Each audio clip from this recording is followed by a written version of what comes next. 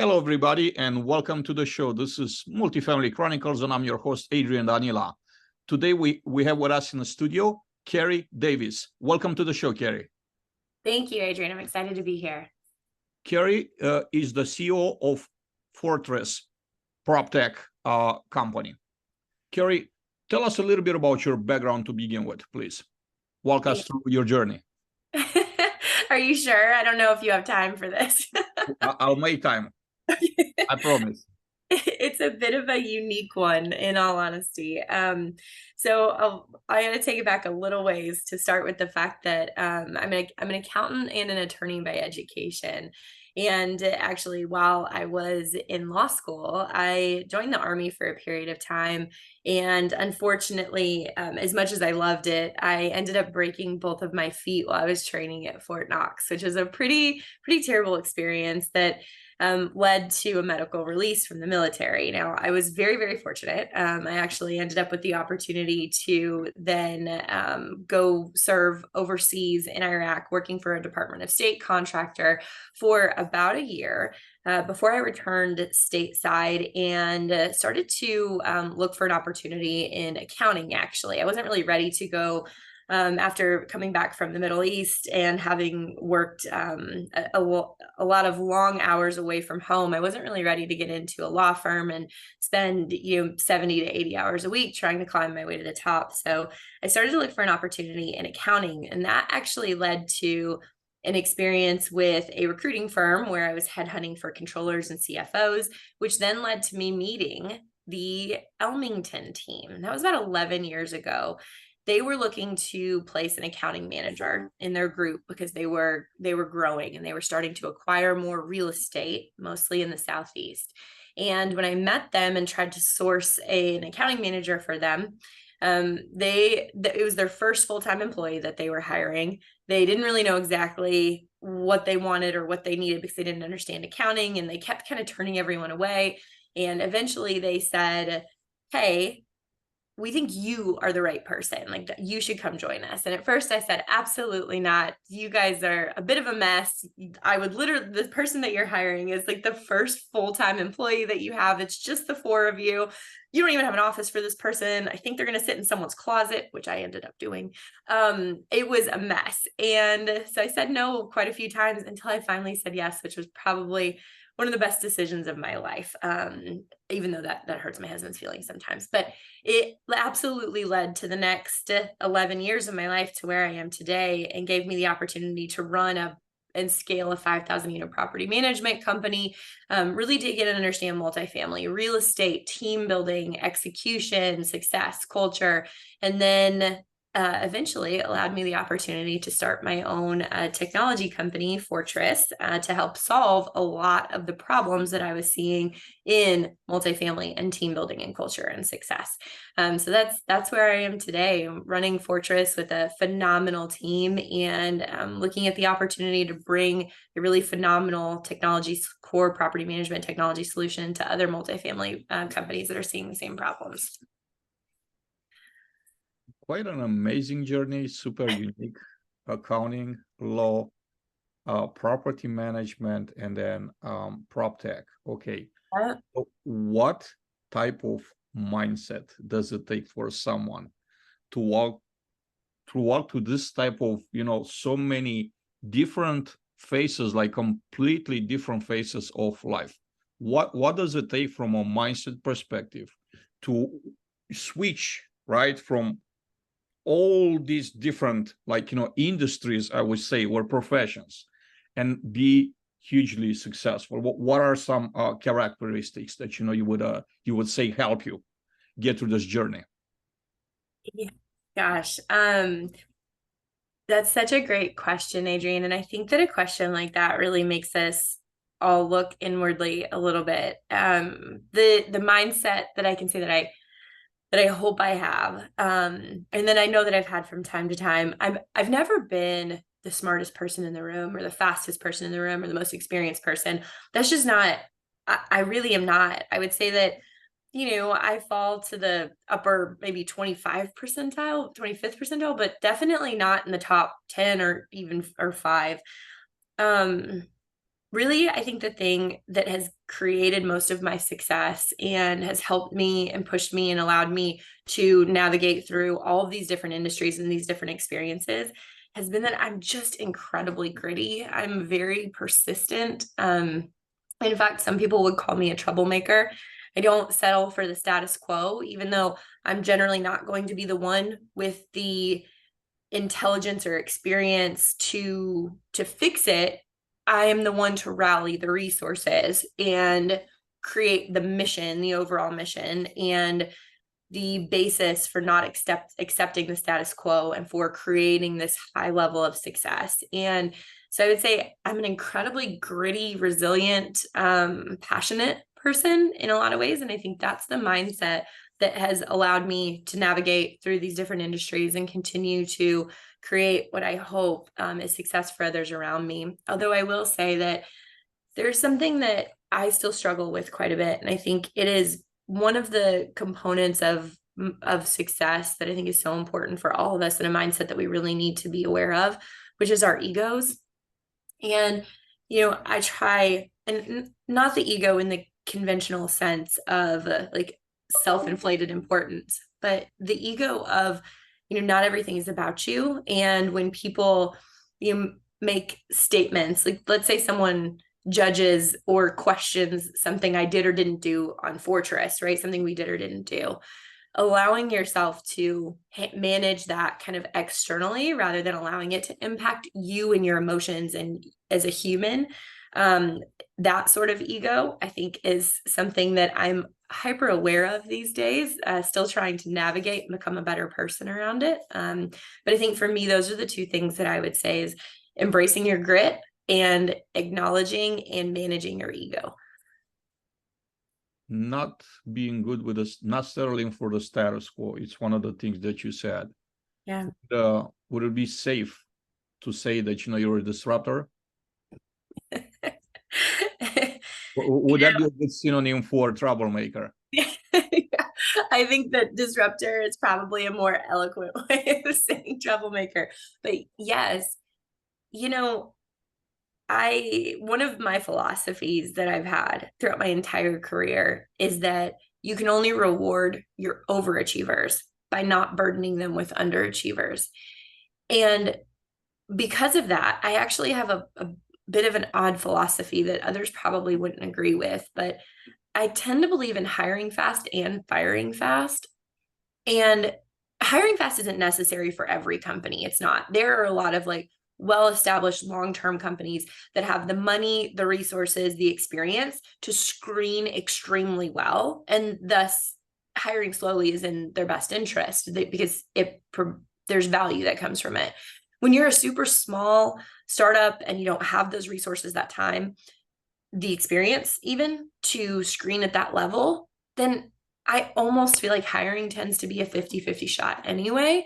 I mean, people can really fudge their way through an interview, or it could even be someone that you've worked with before who was extremely successful at a different type of company, but then they come into this company and you have all these thoughts about how amazing they are, and then they come into a new company and it doesn't work because it's just a very different experience for them, and it doesn't jive for them. So for me, it seems to be a 50-50 shot. So I follow this hire fast, fire fast philosophy that in turn means that we do fire people and it happens pretty quickly. And I go back to the whole, you can only reward your overachievers by not burdening them with underachievers. And I'll have to tell you, this is just one of the cultural philosophies that I have that is extremely disruptive. I mean, there are some people who just can't handle that, who just are not comfortable in this environment. It is not a place that they can find their own comfort and happiness, and it just doesn't work for them. And I understand that, but for me, it's really important, and it defines who we are as a company. But yes, I would definitely say it's disruptive. It's disruptive to industries, to people, to teams, and to us as a company from time to time. I love this philosophy. I do embrace it myself. Like, if things are not working out, what's the whole point of have someone sticking around longer? Yeah. In an environment that it's not for them, and just why create this type of situation where if things don't work out, they just don't work out, right? Just be straightforward and just make a decision fast and move on. Disruption. Someone, I guess, that I had on my show a while back did say that we're talking about disruption in the industry, and that gentleman said disruption is not going to be possible from within. It has to come from someone from outside. Kerri, do you consider yourself an outsider to our multifamily ecosystem, or you're not an outsider anymore? How do you see yourself? Oh, that's so interesting.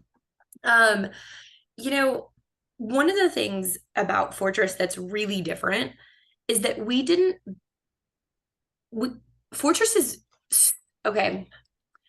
All the core property management systems that exist today are operating systems with what they call a back-end accounting system. And Fortress didn't build this accounting system. Our front end and our back end are both operations. Everything about what we do is crucial to the operations of a multifamily asset. And then we integrate with bidirectional real-time integrations with any accounting software of your choice, which is really how most other industries work. In fact, when you talk to someone who's not in property management about what we're doing and how we're doing it, they don't even understand the fact that the other systems have it all in one, because it's just not how other industries operate. We're very, very unique in this. And so you asked me if I'm an insider or an outsider.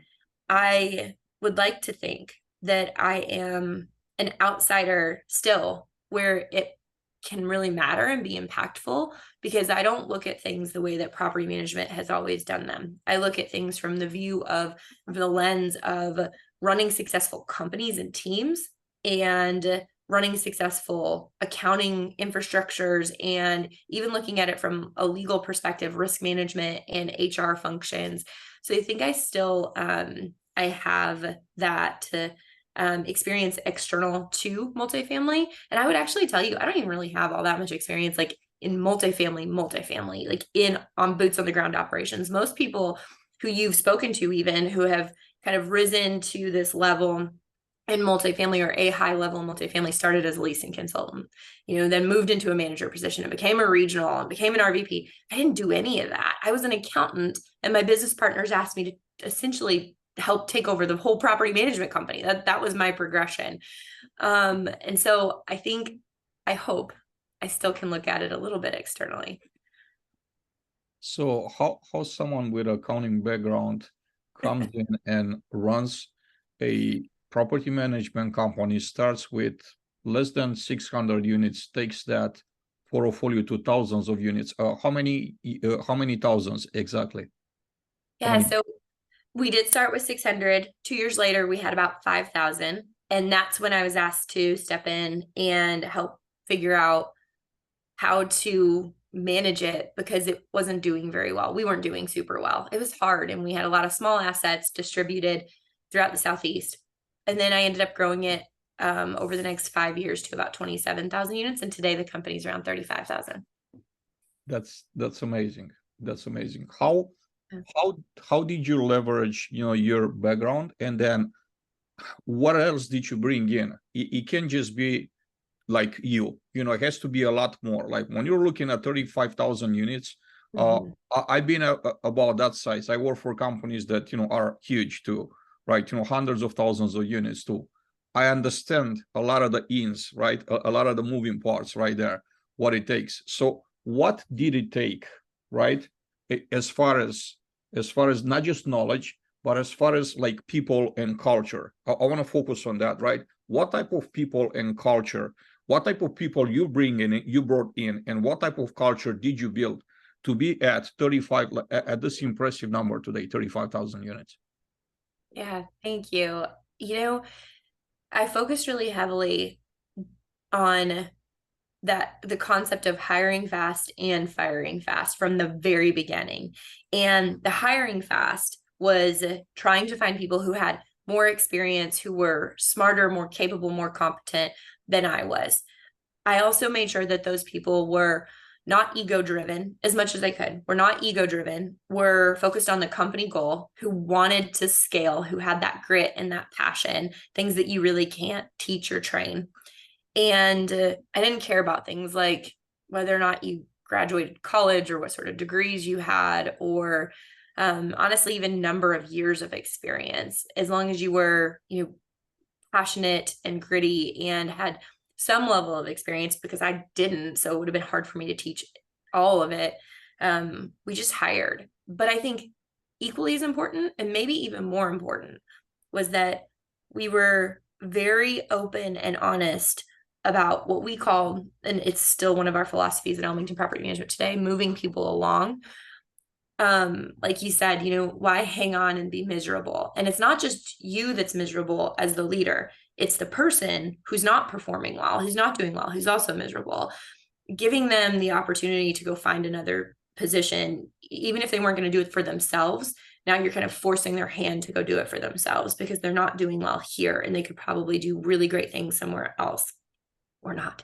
But even bigger than that, again, it's about the team. So anytime I've ever moved someone along or even had the conversation about letting someone go, while I do care about that one person, I am much more concerned about the team as a whole, right? So moving that one person along hurts that one person, but it adds to everyone else, to the team who now has the opportunity to work without someone who's bringing them down, or to work without someone who just isn't additive to them as a whole. And so I will say that was a massive focus, bringing in as many of those people that you could identify those check boxes on as quickly as possible, and then moving them along if they didn't perform or weren't successful in that environment.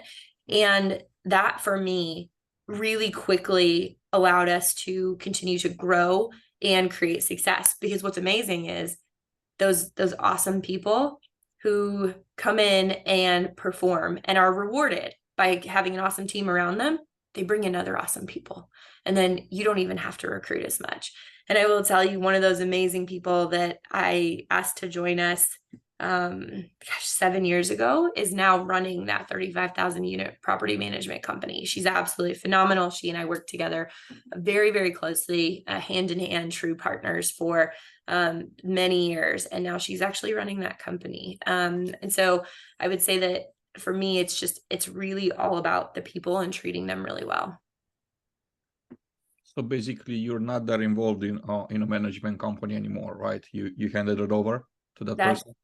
That's correct. And we really empower her to run it. It's hers. And there are a few, not just myself. I am a part owner in Elmington Property Management, along with 5 other individuals, and we really truly empower her to just create success and do it her way and lead her team and create her own culture. It's really awesome to watch. Kerri, I want to switch and talk about PropTech and talk about Fortress. Why Fortress? Tell us about the genesis of this company. How did the idea come about, like building a tech company, from a management company? In many ways, it makes sense. I've seen other companies that have done that, like they build their own or they invested in one and they just kind of grew together, because it goes hand in hand, right? You operate and you also need a software that helps you operate. So tell us a little bit about the story behind Fortress, and also where is it Fortress today? What is it heading, and what type of capabilities the software has? If someone will, watch this episode, like what type of, if this was I will say a presentation, right, or a sales pitch, what would be the things that your company are offering currently, your software is offering? Yes, well, I always appreciate the venue to pitch Fortress, so thank you for that, Adrian. I will start by saying that I was never like dreaming of starting my own property management software. And at the time that I did it, I didn't even know what PropTech meant. I was not sophisticated in that world at all. When I stepped in and started to really investigate how we could scale a 5,000 unit property management company, scale it, make it successful, like create a really awesome company holistically, I dug into the tech. Now that's just a part of who I am as a person. I feel like the technology that we surround ourselves with can either help us be extremely successful, or it can be really negatively detrimental to us.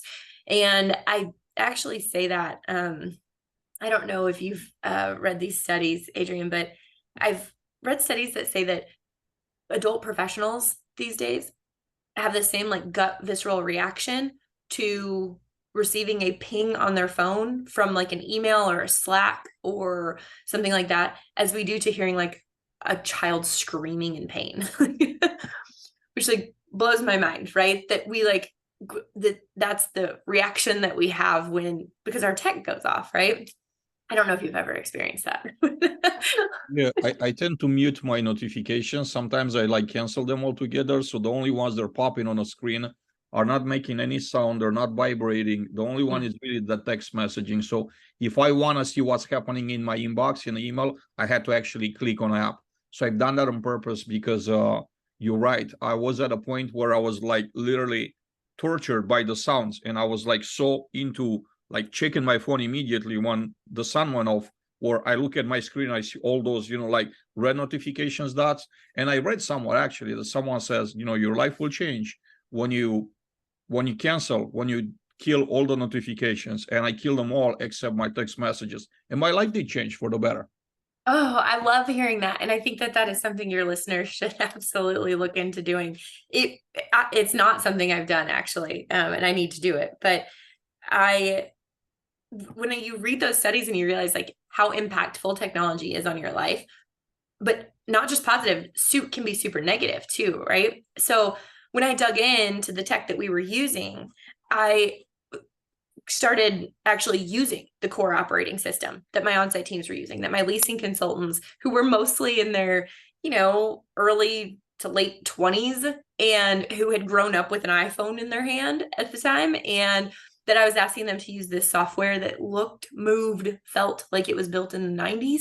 It really kind of blew my mind. And I didn't immediately think to myself, I need to build something. I thought there must be a better solution in the market.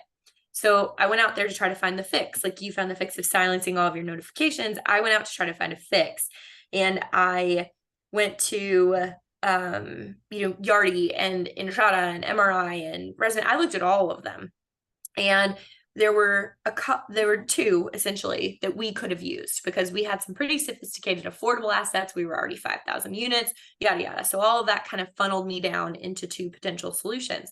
So I rolled them both out. So we were running 3 core operating systems to try to test and figure out what we could do to improve ourselves from a technical perspective. And people thought I was crazy because we were running 3 core operating systems. But I was really dedicated to finding a solution, and I didn't think I needed to build anything yet. Like you assume that there's something out there that's going to help, right? And so I then decided to go to once I realized that those solutions weren't helping, and even the point solutions that I had brought in weren't integrating well. There were still a lot of manual work, which meant adoption rates were really low with my on-site teams. So finally, I just came up with a business plan, and I wrote down all of the proposals that I had around exactly what I was going to fix and how I was going to fix it and what it was going to do for our company and what it could do for other property management companies. And I took it to my business partners, and we passed a hat and essentially started Fortress. That was about 5 years ago. And I'll be honest with you, for the first year of running both Elmington Property Management and Fortress, there were many times where you probably should have put me in a padded room. I was a little insane. I would have to say huge kudos and thanks to those who put up with me during that time, professionally and personally. And honestly, there were many times during that if I had known what I would have had to have done in order to get a core property management system up and running, I probably wouldn't have done it. So I think sometimes like ignorance is helpful. But yeah, that's essentially the genesis of Fortress and why I did it and why it exists today. So a common I guess pattern that I'm seeing for PropTech companies that are servicing multifamily is that they create a tech, So they hire people that know how to write code. I guess we could get more sophisticated and name them, developers, architects, whatever. Yeah. And then the second thing that they do is to hire salespeople that are going, with their sales pitches at the very top of a management company, right, at a client, potential client.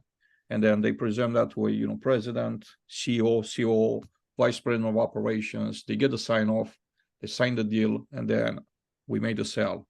So they're pushing that to the end user. Well, in this picture, I'm seeing, a very important piece that's just not there. That is the end user. The end user, it's never represented. So people that write code trying to imagine how this would work from an end user perspective without actually ever being the end user, right? So the end user does not have any representation. And because of that, a lot of the software that I'm seeing out there on the market, it's not, you could tell that it's not made by someone that has the end user in mind, not purposely, right? It's not that, that's what the intention was, but they don't get any type of involvement, someone with end user experience to provide real life, real-time feedback to just say, like, this is not how it works. Let me tell you how it works, and have the code writers like following that and just build a product that's actually servicing the end user.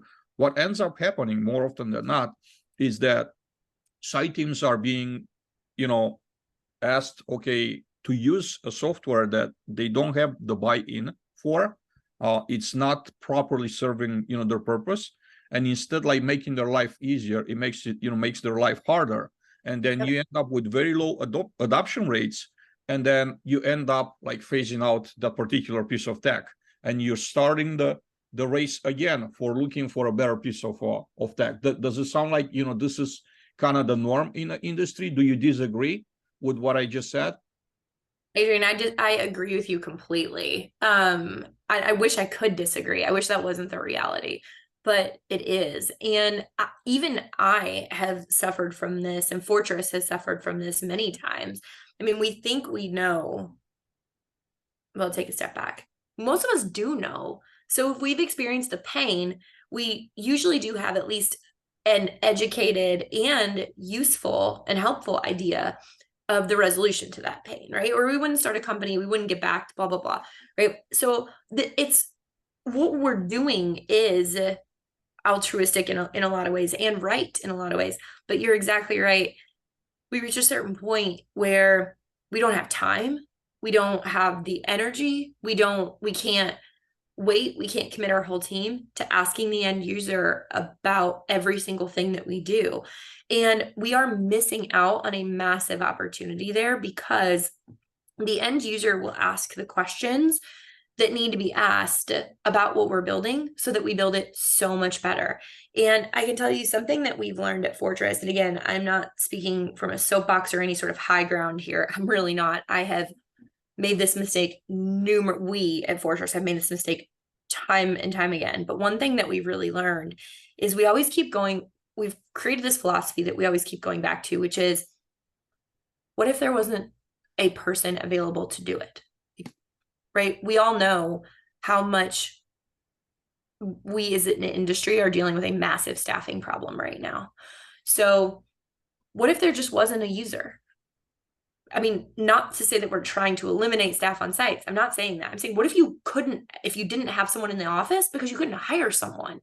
So if that person wasn't available, what in Fortress and in the solutions that we partner with can be set on autopilot, can be automated, can be put into the hands of the resident or the vendor or whatever other person is involved in the overall process, because that person isn't there.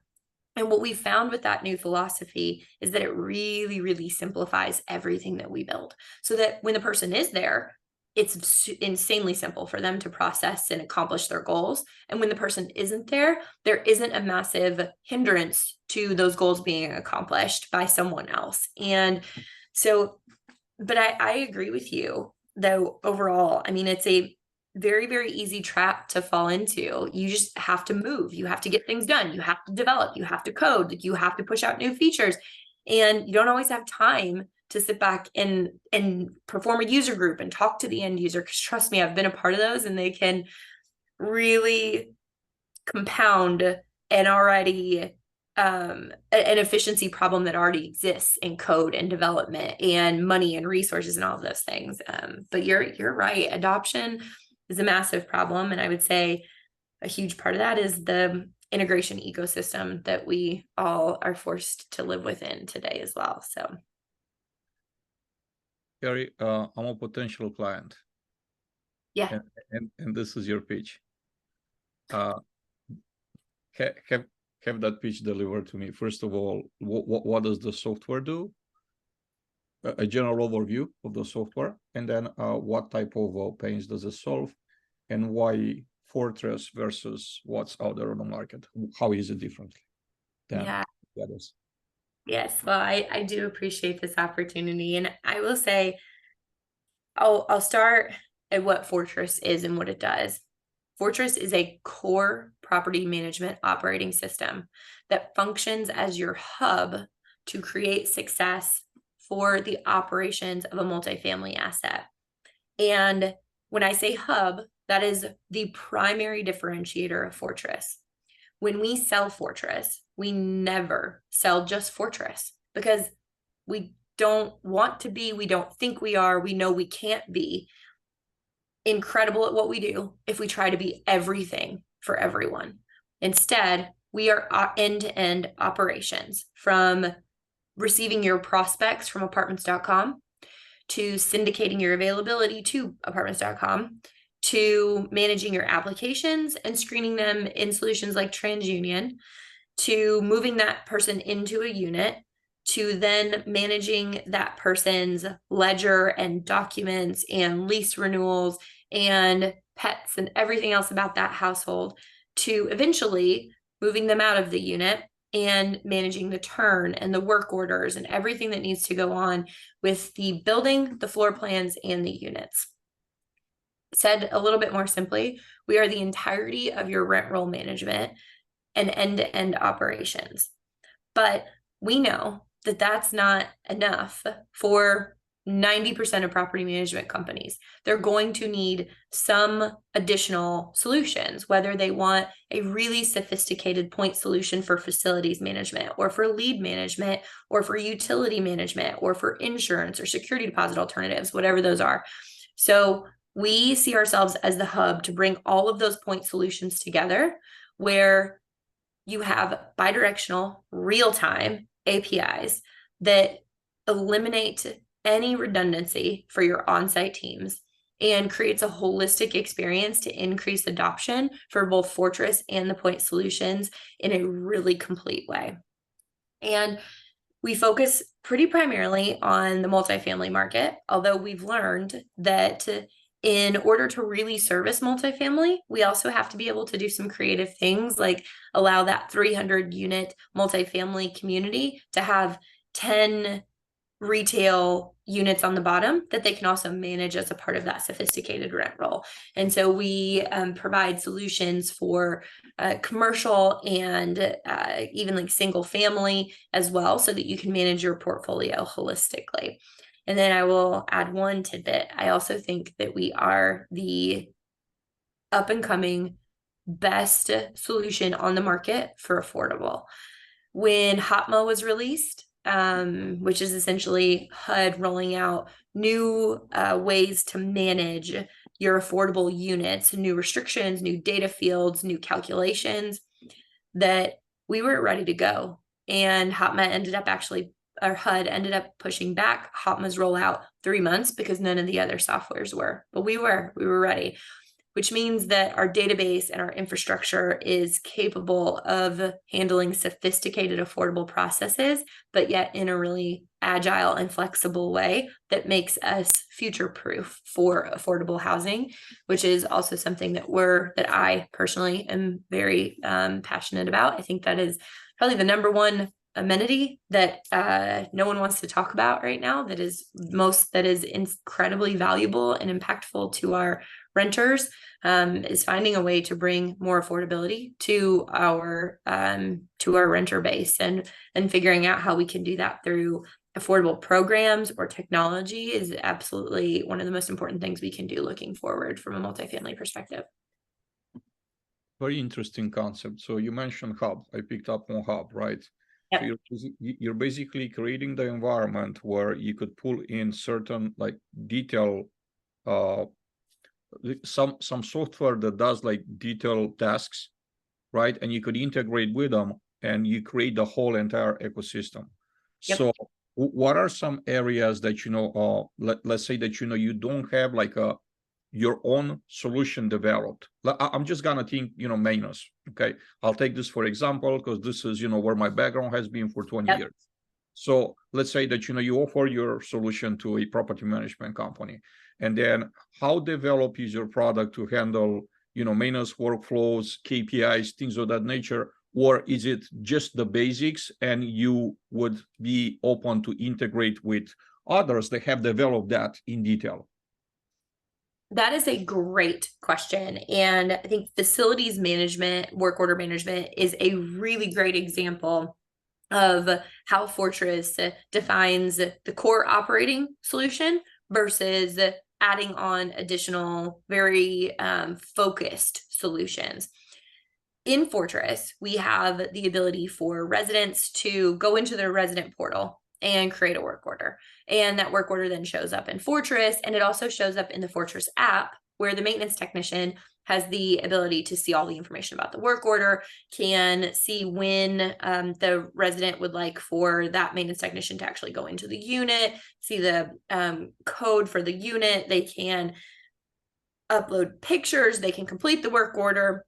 And then Fortress handles all of that data and provides KPIs around how long it's taking to complete work orders and how many open work orders you have. The classification of those work orders allows you to dispatch work orders. So we have I would say from that perspective, we have a really good solution for those who aren't looking for anything sophisticated. But if you are looking for that next level solution, let's say you've decided that you want to put a massive emphasis on reducing the cost of your vacancy loss, which means you have created this initiative around turning units as quickly as possible. And in order to facilitate that, you want to bring in a technology to help you with it. And a really great solution that we work with quite a bit, that we really love what they're doing, is a company called PropUp. And that is their focus, reducing vacancy cost. And they're doing that by managing and monitoring the entire turn process and providing KPIs and visibility and data and dispatching and connections to vendors in order to really facilitate that. And what we've done in our integration with them is really unique. We're allowing them to actually write back into Fortress to update statuses and put in notes and update the ready date. And really, rather than having an ego about our database and us being the primary source of truth about things, we are looking at it from the user's perspective and from an adoption perspective. And how do we create an experience where you can have all of the tools of Fortress that you absolutely have to have, and then you can also leverage these other really incredible pointed focused solutions to add value to Fortress in a holistic way? And what about that do we need to configure in order to really benefit the end user? And that's our approach with all of the integrations that we do. So, and I think you would probably love the PropUp tool. I should probably get you a demo of it. You'd probably be able to add a lot of value to them also as they're building it, talk about it from a user perspective. But yeah, that's how we tend to look at it. Fascinating conversation so far. I want to take this to a little bit of a different place. And I want to say your journey has seen mentorship playing a significant role in it. Who are your mentors or sources of support along the way, and how have they influenced your growth as a leader? Yeah. This is interesting. I recently read a book that in the middle of the book, it actually said, take a minute and write 2 letters to the people who have shaped you the most and tell them how they've shaped you.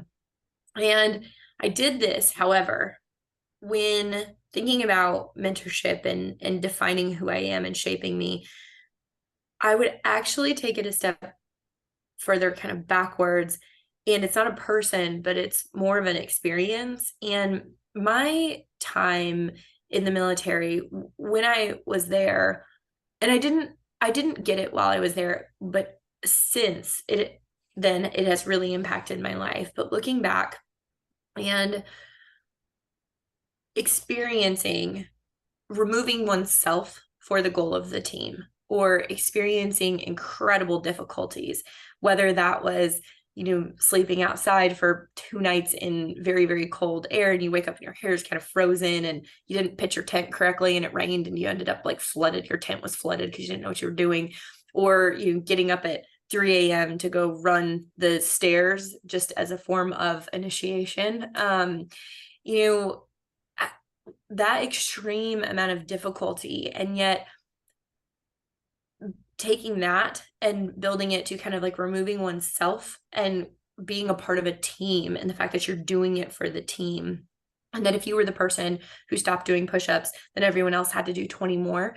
It really created a sense of ownership, leadership, team mentality, focus for me that I don't know that I would have had otherwise. And I didn't know it in the moment. In the moment, I was probably just a little bitchy about getting up at 3 a.m. and having to run up and down stairs, to be honest with you. But now looking back, it shaped who I was in so many ways. And then spending a year in the Middle East, and watching those who served way beyond what I did. I was there as a business admin, logistics management. I didn't do what the other men and women who were there, who I was supporting, were doing. They were putting their life on the line every day to take diplomats into the uncontrolled areas of Iraq and literally put their lives at risk. And just experiencing that team mentality and removing yourself from the situation has been a huge impact on me. And then the other two people, Kerri Rosenblum is the CEO of all of the Elmington family of companies, and he has challenged me so much as a human. He has made me so uncomfortable, putting me in situations that I didn't think I was ready for, or pushing me to grow and achieve and accomplish in ways that I never would have thought. He's always been my champion. He's always brought me to the table. And even when I didn't want to be at the table, or I wasn't comfortable being at the table, he still forced me to be there. And it is really because of him in so many ways that I am who I am today. And then the last person, I would say that I get my grit and my passion and my persistence and my aggressive behavior from my mother. So those are definitely the groups and people who have shaped me throughout my life. A young person coming out of high school or college, getting ready to enter real life, they all need guidance. We all did, right, when we were that age. What is Kerri's advice? The top 3 pieces of advice for someone that's ready to step into the real world. What are the most valuable lessons that you would like to share with a young person? Oh. This is hard, because I would tell you that it depends on the young person. I will say that if I look back at myself when I was coming out of high school and college, the biggest piece of advice I would give myself is to settle down. Like, don't angst for the sake of angst isn't helpful. And that the more that you can step back and allow situations and experiences and opportunities to unfold in front of you without feeling like you constantly have to insert and do and push and navigate and manipulate situations because you're just there, the more that you can really create the space between what's happening and your thoughts and your actions, the more you have the opportunity to really make an impact. And so I would tell myself to settle down. If I were speaking to someone I didn't know that well, I would say, find your grit. Find the thing that makes you passionate. This is not the same for everybody, but find the thing that creates enough passion in you that creates that grit, because it's very unlikely that you're going to be the smartest, fastest, most experienced person in the room. So that's not what you bring to the table. What you bring to the table is your passion, your persistence, your grit. And that is what ultimately creates your success, whatever that may be. You mentioned being the smartest person in the room or not being the smartest person.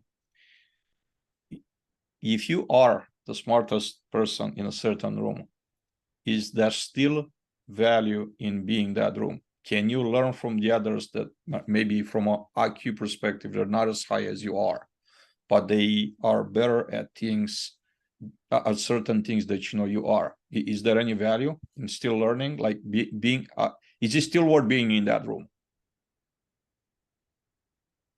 I would tell you that I'm never the smartest person in the room. In the moment that I think that I am, that's a me problem, because every room that I'm in, I am surrounded by people who have more experience or questions or thoughts or understanding about whatever it is that we're talking about than I do. And if you just shut up, whether that's literally the words that are coming out of your mouth or your ego or the thoughts that are running through your head, if you just shut up and listen to others or allow them to question or challenge, you will absolutely learn. If you go into that room ever for 1 second thinking that you're the smartest person and that whatever you are thinking before you enter that room needs to be the thing that everyone walks away with, or that you're not going to change your thoughts, then I would tell you that's a you problem, and those people probably don't want you in the room anyway. That's my philosophy.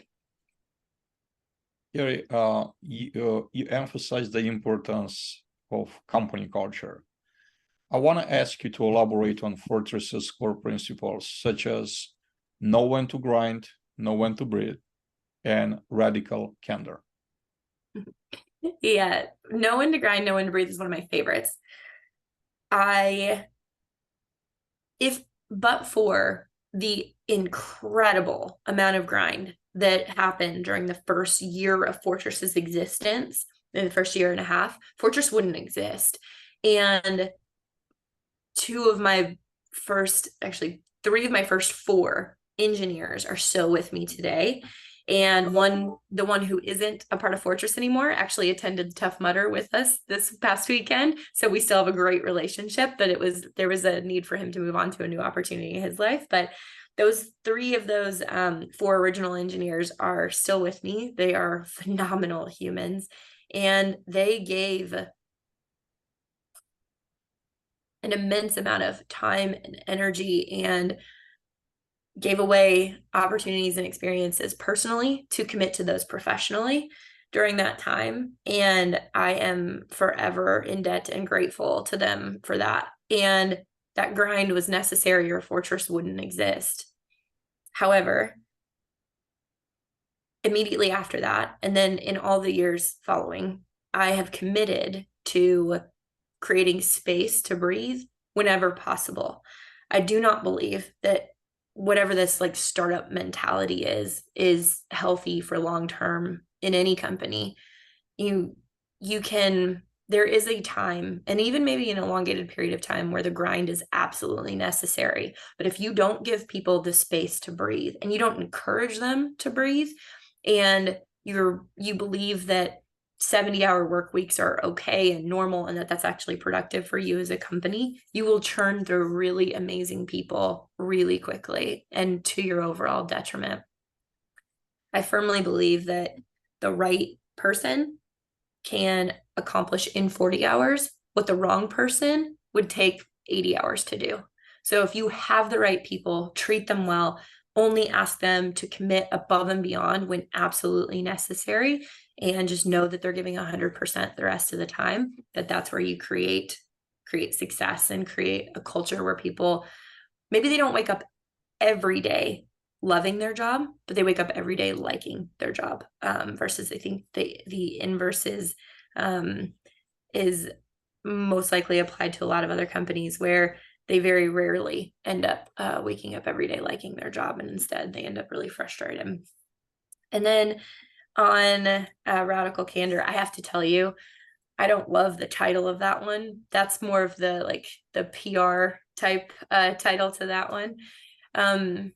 What we really mean by that, and what we actually internally gravitate towards, is what we call front stabbing. And for us, it is acknowledging that being really honest and open with each other is painful. It's painful for the person who receives it, and it's painful for the person giving it. It is equally painful, honestly. Sometimes it's even more painful for the person giving it than the person receiving it. So we acknowledge that it hurts by using that term stabbing, and we emphasize the front, because you should never say anything about someone when they're not in the room if you haven't already said it to them when they are in the room. So it is so important to me and us as a team that we are wildly open and honest and transparent with each other, and that there's never an elephant in our rooms that doesn't go unaddressed. It's important to us. It's a part of our culture. And even though it's painful, it is incredibly additive, and we all always know where we stand with each other and have the opportunity to improve. You mentioned one of your mentors pushing you out of your comfort zone constantly. There must be times where you felt overwhelmed, stressed out. What do you typically do when you're in a situation like that? How do you overcome? I am very fortunate to have started the practice, an in-depth and devoted practice to meditation almost 4 years ago. That completely transformed how I handle that sort of stress and anxiety. First of all, meditation doesn't get rid of it. It just creates an atmosphere where it is easier for you to deal with it. It doesn't go away. It still exists. I still have mental anxiety and pressure and intense periods of even questioning, my own success or other success or Fortress's success. Like, all these things still happen. These thoughts still go through your brain. But the ability to separate from them, take a step back from them, allow them to process, do things like, make sure that you go to bed and then look at that email again the next morning, rather than spouting off a response to an email that hurt your ego that night. Just creating space between what's happening in your head, the anxiety that you're feeling, and then taking the time to allow yourself to experience, analyze, process, and move on. That is definitely the first thing. And then the second thing that I would say is that we all choose, we truly do get to choose how we respond to things. So, I try to train and work with my team so closely on turning a hard conversation from one of like discomfort or anxiety or frustration and turning into one of excitement. Because I tell my team, if we're in a meeting together, especially the executive team, we're in a meeting together and it starts to get a little heated and people are really passionate about, pushing one idea or one agenda, and other people are arguing with it or poking holes in it, that is where success happens. It's not easy, but that's where success and real creativity and intensity and passion, excitement, that's where that happens. And so if you can stop looking at those sort of conversations with anxiety and fear and look at them with excitement and opportunity, then you are deciding how you respond to those situations, and you can create a better outcome. So for me, I think creating the space and acknowledging that you have the ability to control how you respond and how you experience situations are two ways that I really focus on improving myself and making sure that I can handle the intensity of the positions that I'm in. Kerri, one of the things that I think we're not hearing enough about in our lives or in other successful people's lives is failure. So I want to ask you, what's your take on failure? Like, what do you think of failure? And tell us, is that something that you should be? How do you feel about it? I just want to hear your take on failure in general. How do you feel about failure?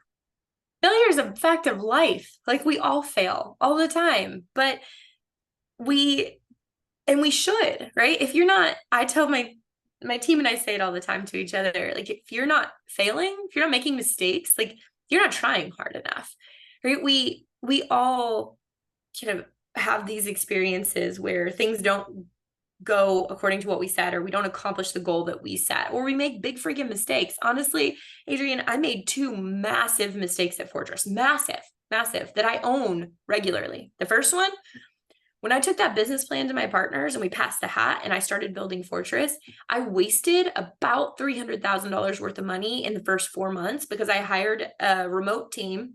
I hired the wrong leader, the wrong engineering leader to lead that team. And 4 months in, I had nothing. I had nothing to look at. I had nothing to test. I didn't understand what was going on. No one could explain anything to me. And I didn't know what I was doing building technology. I went to my partners who I'd passed the hat with and said, I screwed up. Like, but I don't want to continue to like throw good money after bad money. I just want to wipe the slate clean and start over. Can you let me do that? And thank goodness they trusted me and did. And I didn't make the same mistake twice. I went and found a consulting company who helped me, and I learned a lot about that experience. The second biggest failure I made, I hired the wrong sales leader in our first high-level sales leadership role. He was super good at what he was really good at, but not building a machine for a startup to start selling. That just wasn't his skill set. And it took me too long to realize that. And it hurt us. It really hurt Fortress. And those are on me, but it's okay. Like, I'm not beating myself up over it, but I think owning it and talking about it makes everyone else around me, first of all, know that I'm human, but second of all, like, know that it's okay if they make mistakes too, because you're going to. We're all going to make mistakes. And I think that, looking at it in terms of like success versus failure, like any failure can easily be turned into a success. It's about what you learn, and it's about reacting and responding positively and owning the opportunity to move forward. And just knowing that, we're all lucky for every day that we get here. So like, make your mistakes, fail, but own it, acknowledge it, embrace it, learn from it, move on, and then fail again, because that's what you're going to do. Kerri, what advice would you give to other entrepreneurs who are looking to disrupt established industries, or in particular property management industry, and create innovative solutions like you have done with Fortress? I don't know that I'm the right person to answer this question, because I think that there are leaders of PropTech solutions who have been much more disruptive from a product standpoint than I have. But I can say that the decision to not build an accounting solution and instead integrate with others has been hard for us, because it's an education process in the United States. Luckily, other countries, it turns out, love what we're doing and they understand it, and there's no education process. But in the US specifically, we are having to kind of retrain. And so I'm still, like, from day to day, my team and I still question whether we made the right decision in innovating this to this level, at least in the US. And so I don't know that I'm the right person to answer this question, honestly. I will say that disruption is incredibly valuable as long as it is also something that your target audience is going to use. I mean, there are certain levels of disruption that your target audience may find hard to use, too hard to use, too difficult, too outside of their norm, to actually adopt and embrace it. So I think that there's a balance there. And I think that it's wildly valuable to really understand your target audience and their capacity for that level of disruption and change. I want to look ahead a little bit and ask you, what's your vision for the future of property management technology? How do you envision the industry evolving, and how does Fortress aim to shape that evolution? The biggest thing for me is centralization. Centralization means a lot of things to a lot of different people. I'll just stick with what it means to me. To me, it means the ability to allow people and teams to specialize. For decades, property management has been so decentralized that your on-site community manager had to be great at facilities management, HR, managing the law from a fair housing rights perspective, sales, collections, project management, the list goes on, vendor management, the list goes on and on. And that is extremely hard to find a person who is capable of doing all those things, not just managing them, but literally doing them on site day in, day out.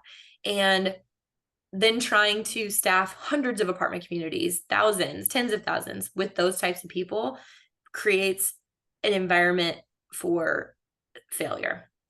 And learning from that and allowing for centralized operations, which means to me specialization in skill sets. So you have a team that handles all renewals. You have a team that handles all collections, a team that handles all work order dispatch. The list goes on and on. For me, that creates the opportunity for success on site. And it also creates the opportunity for individual success because you are focused on a goal. That is your singular goal. You can become an expert in that one thing and do that over and over again, and then become a leader in that specialization and so on. And that creates a higher quality of life, in my opinion, for everyone involved and really breeds success. So I'm super passionate about centralization from that perspective. The second thing would be automation. We have to start automating the mundane tasks of property management. And Fortress is here for both of those. Those are the two things that we think about in every new feature that we build, in every new component or rewrite or iteration of Fortress is how do we allow the space for centralization and how do we automate as much as we can to create that environment where if there isn't someone on site, it can still get done. Kerri, really amazing conversation. So many nuggets of wisdom that I've gotten. I can't wait to actually play our conversation. So I couldn't get enough of it. So I could just like hear this again. In closing, I do wanted to ask you, are there any thoughts, do you wish there was a question out there that, I would have asked, you don't have a chance to answer? Or, any final thoughts for the audience? My final thought would be that there is one component about my life and my professional career and massive personal impact that I have not mentioned yet, which is a nonprofit called Elmington Elevates that I started about 8 years ago, that we fully incorporated into a 501c3 about 5 years ago and created a board and brought in an executive director. And it has grown in its purpose and contribution massively over the past few years. And today it provides free after school care for 100 children in Title I schools, currently only in Nashville, although we are really wanting to expand geographically. To that, I will say the reason that it exists is because I'm a firm believer that people are inherently philanthropic in nature, and giving people the opportunity to contribute to something, even if their contribution is really small, that they're contributing to something in a big way and as a part of a bigger contribution is insanely impactful to your teams and to your company. So the fact that the Elmington family of companies and Fortress, that we have the ability to give small amounts per year, but that collectively those small amounts equate to giving back $500,000 a year to these communities because mothers can go to work. They don't have to pay for daycare that they generally can't afford, that children are in a safe environment rather than walking home alone after school. The value that creates, not just for those who are the beneficiaries, but those who are the contributors, is incredibly valuable. And so if you run a company, you own a company, you're starting a company, I encourage everyone to find a philanthropic cause, something that you are giving back to, something that your team can help give back to. And if there are any property management companies out there that would want to see how you could develop your own version of Elevates and provide that sort of free after school daycare to inner city Title I schools, that we have a phenomenal platform and template for it. Would love to share it, would love to continue to expand this across the United States because there's a huge need, huge demand for after school care around the country, and we would love to collaborate on it. Kerri, how can the audience, where can the audience go to find your initiative? Like, website, give us the details. Where should they go? Yes. So LinkedIn is probably the best place to find both me and Elmington Elevates. We're both on there, and respond to messages very quickly. So would love to connect on there. Okay. Kerri Davis, thank you so much for being here today. Really, really enjoy the conversation. I know that the audience will. I can't wait to see how your company kind of like builds a huge name for themselves, and to see it thriving. And hopefully we could continue this conversation a few months down the road, to give us more updates and give us more insights of what's going on at Fortress. Yes, thank you, Adrian. And I think the platform you're creating is incredible. I've enjoyed listening to so many of your podcasts, and I am humbled at the opportunity to be here with you. So thank you so much for the time today, the great questions, and the awesome conversation. Everybody, thank you so much for watching us today. I'm your host, Adrian Danila. This is Multifamily Chronicles. We hope to see you back here. Have a great day.